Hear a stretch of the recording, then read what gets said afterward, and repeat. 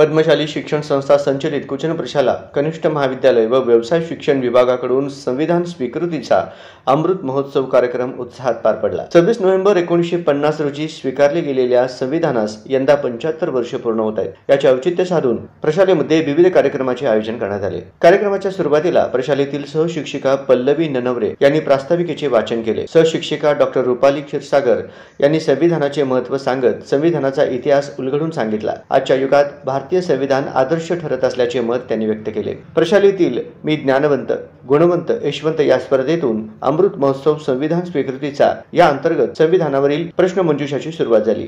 या प्रसंगी प्राचार्य युवराज मेटे, उपप्राचार्य अनिल लिंबाळकर, उपमुख्याध्यापक मधुकर धर्मसाले, पर्यवेक्षक दत्तात्रय मेरगू, प्रणिता सामल, मल्लिकार्जुन जोकारे व सर्व प्राध्यापक, प्राध्यापिका, शिक्षक व शिक्षकेतर कर्मचारी उपस्थित होते। 2 वर्षाच्या अथक प्रयत्नानंतर 26 नोव्हेंबर 1949 ला संविधानाचा मसुदा विधानसभेत सादर करण्यात आला।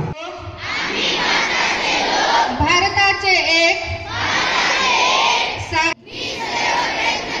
मी माझ्या पालकांचा, गुरुजनांचा आणि वडीलधाऱ्या माणसांचा मान ठेवेन।